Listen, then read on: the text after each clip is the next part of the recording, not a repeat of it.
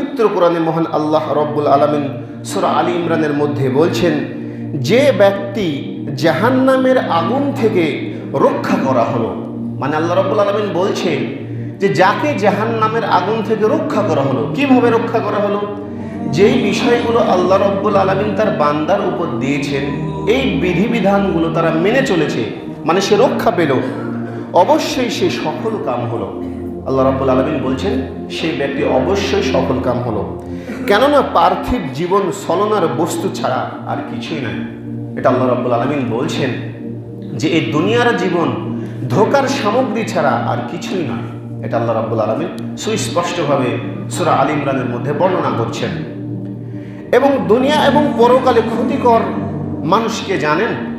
তো এই সম্পর্কে সূরা হিজরের মধ্যে আল্লাহ রাব্বুল আলামিন আরও বলছেন যে যারা অকৃতজ্ঞ, যারা এখন পর্যন্ত উদাসীন, এখন পর্যন্ত মানে কি, আমরা কিন্তু এখনো উদাসীন, এটা জানেন। কারণ আল্লাহ রাব্বুল আলামিন সূরা আসরের মধ্যে কি বলেছেন যে ওয়াল আসরি ইন্নাল ইনসানা লাফি খুসর, আল্লাহ সময়ের কসম করে বলছেন যে নিশ্চয়ই মানুষ ক্ষতির মধ্যে রয়েছে, মানে প্রত্যেকটা মানুষ ক্ষতির মধ্যে আছে।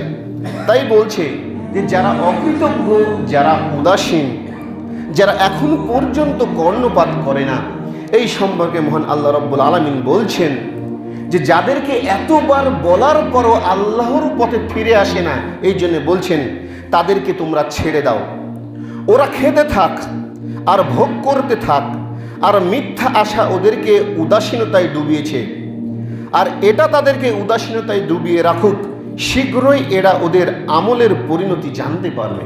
আল্লাহ রাব্বুল আলামিন বলছেন যে এত কিছু বলার পরও এই মানুষ, এই ইনসান যদি কোনো কথায় কর্ণপাতে না করে, তোমরা শুধু মানুষকে জানিয়ে দাও। কেন? আল্লাহ রাব্বুল আলামিন এই কথাই বলছেন যে তাদেরকে ছেড়ে দাও, ওরা খেতে থাক আর ভোগ করতে থাক, আর মিথ্যা আশা নিয়ে ওদেরকে উদাসীনতায় ডুবিয়ে রাখুক, শীঘ্রই ওরা ওদের আমলের পরিণতি জানতে পারবে। আল্লাহ রাব্বুল আলামিন এটা সুস্পষ্টভাবে সূরা হিজরের মধ্যে বর্ণনা করছেন। তাহলে বুঝতে হবে যে আল্লাহ রাব্বুল আলামিনের এটা ওয়াদা, কিন্তু যে আল্লাহ রাব্বুল আলামিন নির্দিষ্ট দিনে, নির্দিষ্ট সময়ে, নির্দিষ্ট মুহূর্তে প্রত্যেকটা ব্যক্তিকে এমনভাবে পাকড়াও করবেন যার চুল পরিমাণ সামনে পেছনে ডানে বামে লড়ার কোনো জায়গা থাকবে না। সাবধান হতে হবে। এই সম্পর্কে আলী রাদিয়াল্লাহু তাআলা আনহু বলছেন, সহিহ বুখারীর বর্ণনা, এ দুনিয়া পেছনের দিকে যাচ্ছে। তিনি বলছেন দুনিয়া আস্তে আস্তে পেছনের দিকে যাচ্ছে, কারণ পৃথিবীর সৃষ্টি লগ্ন থেকে আজ পর্যন্ত যেই সময়টা অতিবাহিত হচ্ছে, দুনিয়া কিন্তু পেছনে চলে যাচ্ছে, আর আখিরাত সামনের দিকে এগিয়ে যাচ্ছে। এ দুটির প্রতিটির আছে সন্তানাদি, তোমরা আখিরাতের সন্তানদের অন্তর্ভুক্ত হও, আর দুনিয়ার সন্তানদের মধ্যে তোমরা অন্তর্ভুক্ত হও না। আজ আমলের দিন, এটা বলছেন আলী রাদিয়াল্লাহু তাআলা আনহু হতে বর্ণিত। রাসূল সাল্লাল্লাহু আলাইহি ওয়াসাল্লাম বলছেন যে আজকে আমলের দিন, আপনি বেঁচে আছেন মানে আজকে আমলের দিন, আজকের কোনো হিসাব নেই আপনার জন্য আমার জন্য। বলছে আজকে আমলের দিন, কোনো হিসাব নেই, আর আগামীকাল হিসাব, কোনো আমলের দিন নাই। বলছে আগামীকাল যেটা হবে, যদি মৃত্যুবরণ করে, এটা হচ্ছে হিসাবের দিন, সেই দিন কোনো আমলের দিন নাই। তাহলে বুঝতে হবে কি ভয়াবহ একটা জিনিস। দেখুন এই সম্পর্কে ইবনে উমর রাদিয়াল্লাহু তাআলা আনহু হতে বর্ণিত, তিনি বলছেন তুমি স্বীয় সন্ধ্যায় উপনীত হলে সকালের জন্য কখনো অপেক্ষা করবে না। বলছে যে তুমি যখন সন্ধ্যায় থাকবে তখন ভেবো না যে সকাল তোমার জন্য আসবে। এই যে আমরা অনেকেই বলি না যে কাজটা আমার হয়ে যাক, একটা সমস্যা এটা হয়ে যাক, তাহলে আমি আগামীকাল থেকে সালাতের জন্য যাব, এই কথাটাই বলছেন। এবং সকালে উপনীত হলে সন্ধ্যার জন্য অপেক্ষা করো না, তোমার সুস্থতার সময় তোমার পীড়িত অবস্থার জন্য প্রস্তুতি নাও।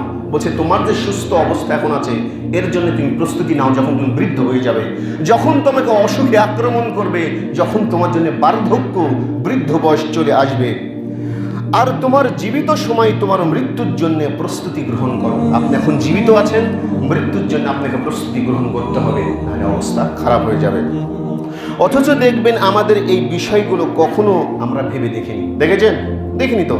অনেকেই এইসব তো মানেই না। দেখবেন যে ধর্মের কথার মূল্যায়নও করে না। বিশ্বাস করেন যে ধর্মের কথা মানুষ অধিকাংশই মূল্যায়ন করে না। আল্লাহ রাব্বুল আলামিন কোরআনের মধ্যে বলছেন যে অধিকাংশ মানুষ আমাকে বিশ্বাস করে, তারপর ওরা শিরক করে। আল্লাহ রাব্বুল আলামিন এমনিতেই বলছেন, কত সুস্থ যুবক দেখবেন, আলহামদুলিল্লাহ, যুবকের শেষ নাই। আমি যখন ফজরের সালাত আদায় করতে যাই, দুঃখজনক বিষয় মসজিদে যখন যাই, তাও দেখা যায় 55 জনের মতো মানুষ ওই মসজিদে, টিনের যে মসজিদ করেছে, অথচ এই মসজিদে যখন আসি, এর চাইলে দুঃখজনক বিষয় বিশ্বাস কেন হতে পারে না, এক কাতারের উপর মানুষ হয় না। কি ভাবছেন এর চাইলে দুঃখজনক বিষয় কি হতে পারে? আল্লাহ রাব্বুল আলামিন কি সুন্দর সুস্থতা দিয়েছেন। ওখানে যুবকেরা যতটা অ্যাক্টিভ, এখানে বৃদ্ধ মানুষ অ্যাক্টিভ, যাদের 50 ঊর্ধ্বে হয়ে গেছে, কিন্তু কোনো যুবক অ্যাক্টিভ নাই। বাড়ির পাশেও দেখছেন যে মসজিদে এখানে, ওখানেকার মানুষের মসজিদ এখানে, অথচ এই মানুষগুলো এতটুকু পর্যন্ত কর্ণপাত করে না। আমি এই তো কয়েকদিন হচ্ছে ফজর এখানে আসছি, এই 2 দিন সম্ভবত, এর আগে আসছি, কিন্তু 2 দিন এখন আসছি, দেখছি যে কোনো মানুষ অ্যাক্টিভ নাই। তাহলে ভাবতে পেরেছেন কতটা দুঃখজনক বিষয়। আমি ভাবছি যে এদেরকে বলেই আমি করবো কি, আল্লাহ রাব্বুল আলামিন বলতে বলেছেন তাই বলি। বিশ্বাস করেন এই হাদিস কোরআন আল্লাহর সত্য একটা বিনীত জিনিস, এটা এতটাই গুরুত্বপূর্ণ ভাবতে পারবেন না। আর যুবক সমাজ ভাবতে পারবেন না যে জুয়ার আখড়ার মধ্যে 1x বিটের পরিমাণ এত পরিমাণে বেড়ে গেছে, আর এমন এমন ছেলে মেয়েরা ওর প্রতি আকৃষ্ট। একজন দেখাচ্ছে, দেখো যে আমাদের গ্রামের কতটা যুবকরা এর মধ্যে ইনভলভ আছে। আপনি আশ্চর্য হয়ে যাবেন এই যুবকগুলো আছে, এত যুবক আছে, অথচ সে আজকে 40,000 ইনকাম করছে, শুনছি যে হুন্ডারও কিনছে, এই কিনছে, কারো টাকা চলে গেছে। আমি এখানে দাঁড়িয়ে বলছি, আল্লাহর কসম করে বলছি, আল্লাহর কসম, আল্লাহে আপনাকে আল্লাহ এমন ভাবে পাকড়াও করবেন, সেই দিন 1 চুল পর্যন্ত ওখানকে নড়ার সুযোগ পাবেন না, 1 চুল পাবেন না। এটা বলে যাচ্ছি, সেদিন কান্না করেও আপনার জীবনে হাইতাবাস করে লাভ হবে না। আমি এখানে বলে গেলাম, আজ হোক কাল হোক 10 বছর পর হোক, আপনার বেকারি হতেই হবে। একটা কথা মনে করে রাখিয়েন যে আজকে যে 1x বিট খেলছেন, আমি সালাতে আসছি, ওখানে দেখছি এই শয়তানি আড্ডা এখনো চলছে। এরা প্রত্যেকটা যুবক, ভাবতে পারবেন না 15 বছর পার হয়েছে, প্রত্যেকটা যুবক, প্রত্যেকজন ওখানে দেখছি বদমাইশির মধ্যে আছে, এখনো এদের হুঁশ নাই।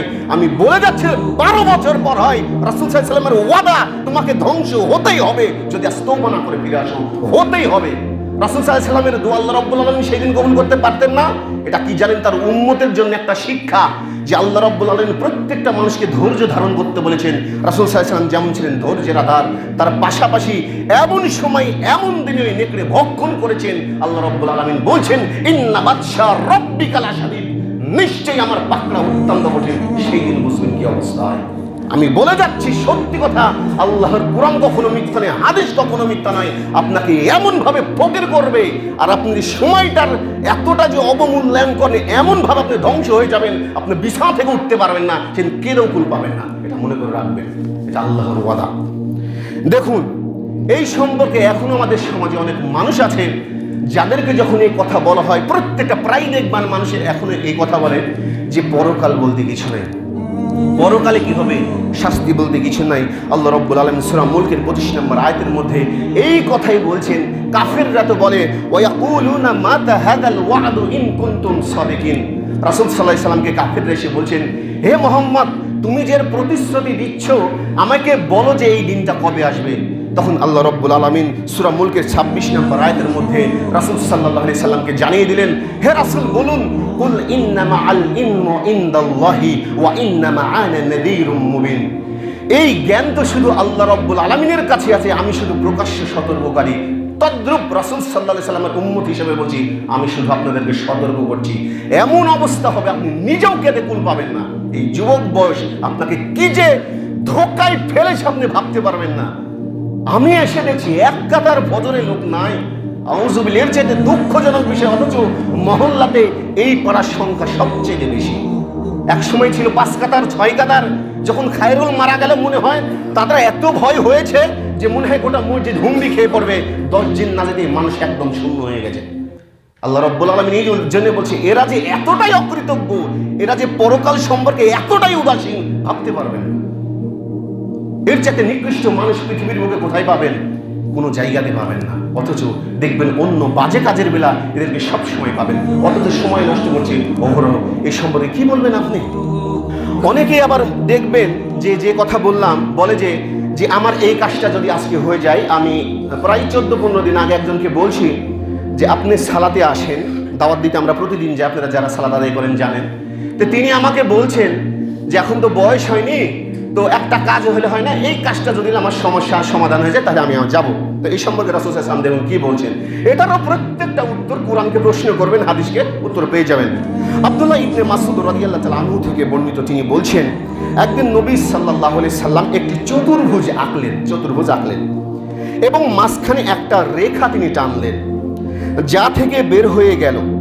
তারপর দুই পাশ দিয়ে মধ্যের রেখার সাথে আরেকটা ভেতরের দিকে কয়েকটি ছোট ছোট রেখা মেলালেন এবং বললেন, এই মাঝের রেখাটি হচ্ছে মানুষ, আর চতুর্ভুজটি হলো তার আয়ু যা বেষ্টন করে তাকে আছে, আর বাইরে বেরিয়ে যাওয়া রেখাটি হলো মানুষের আশা, আর এই ছোট ছোট রেখাগুলো হলো মানুষের বাধা এবং বন্ধন।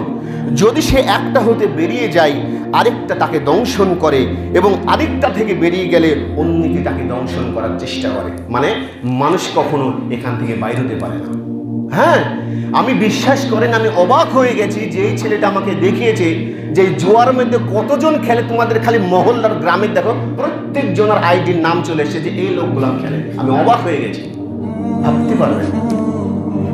মানে আল্লাহ রাব্বুল আলামিন ওকে সুস্থতা দিয়েছেন, নিয়ামত নাই, ওকে সম্পদ দিয়েছেন, এই নিয়ামত কখনো করে না, ভাবে যে আমি আরো ধনী হব।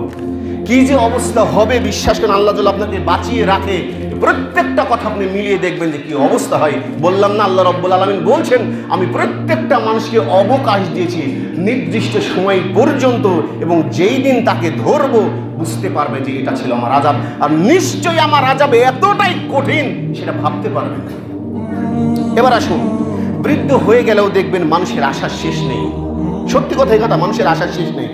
তো এই সম্পর্কে সহিহ বুখারীর মধ্যে বর্ণনা করা আছে, রাসূল সাল্লাল্লাহু আলাইহি সাল্লাম বলছেন, হাদিসটা বর্ণনা করছেন আনাস রাদিয়াল্লাহু তাআলা আনহু হতে বর্ণিত, যে আদম সন্তানের বয়স বাড়ার সাথে সাথে তার সঙ্গে দুইটা জিনিসও বাড়ে। বলছেন যে প্রত্যেকটা আদম সন্তানের যখন বয়স বাড়ে, তার সাথে মানুষের দুইটা জিনিসও বাড়ে। তার মধ্যে এক নাম্বার হলো ধন এবং মালের প্রতি ভালোবাসা। দেখবেন মানুষ বৃদ্ধ হয়ে যায়, তারপরে ভাববে যে আমার এত টাকা হলে আরো ভালো হতো, এতটুকু যদি জমি হতো আরো ভালো হতো। আর আরেকটা হলো দীর্ঘ বয়সের আশা করে, কিন্তু আল্লাহ রাব্বুল আলামিন ছাড়বেন না তাদেরকে। অবস্থা